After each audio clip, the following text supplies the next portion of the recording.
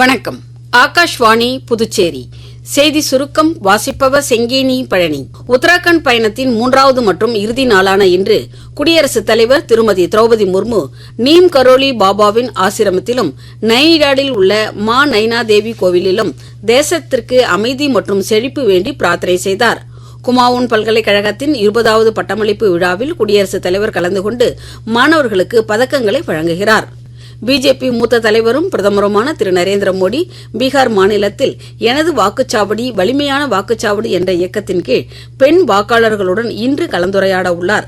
இந்நிகழ்ச்சியில் பங்கேற்க தாம் மிகுந்த உற்சாகத்துடன் இருப்பதாக சமூக வலைதளத்தில் அவர் தெரிவித்துள்ளார். பீகார் சட்டப்பேரவைத் தேர்தலில் முதல்கட்ட வாக்குப்பதிவு நடைபெறவுள்ள 121 தொகுதிகளில் தேர்தல் பிரச்சாரம் இன்று மாலையுடன் நிறைவு பெறுகிறது. இதனையடுத்து அரசியல் கட்சியின் வேட்பாளர்கள் இறுதிக்கட்ட பிரச்சாரத்தில் ஈடுபட்டுள்ளனர். புதுச்சேரியில் சிறப்பு தீவிர வாக்காளர் பட்டியல் திருத்தப் பணிகள் இன்று முதல் டிசம்பர் 4ஆம் தேதி வரை நடைபெறவுள்ளன. எந்தவொரு வாக்காளரும் விடுபட்டு போவதை தவிர்க்கும் வகையில் அதிகாரிகள் ஒவ்வொரு வீட்டிற்கும் குறைந்தபட்சம் 3 முறை வருகை தருவார்கள் என்று தலைமை தேர்தல் அதிகாரி திரு ஜவஹர் தெரிவித்துள்ளார்.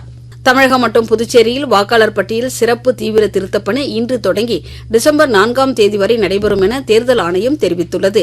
இதனையடுத்து வாக்காளர்களுக்கு விழிப்புணர்வை ஏற்படுத்தும் வகையில் அதிமுக முன்னாள் சட்டமன்ற உறுப்பினர் திரு ஓம்சக்தி சேகர் தலைமையில் வீடுகள் தோறும் துண்டு பிரசுரங்களை விநியோகம் செய்து விழிப்புணர்வு ஏற்படுத்தப்பட்டது. மத்திய கிழக்கு வங்கக்கடல் மற்றும் மியான்மர் கடலோர பகுதிகளில் உருவான காற்றழுத்த தாழ்வு பகுதி இன்று வங்கதேசம் மியான்மர் கடற்கரையை ஒட்டி நகரக்கூடும். இதன் காரணமாக தமிழகம், புதுச்சேரி, காரைக்கால் பகுதிகளில் இன்றும் நாளையும் இடி மின்னலுடன் கூடிய மிதமான மழை பெய்ய வாய்ப்புள்ளதாக சென்னை வானிலை ஆய்வு மையம் தெரிவித்துள்ளது.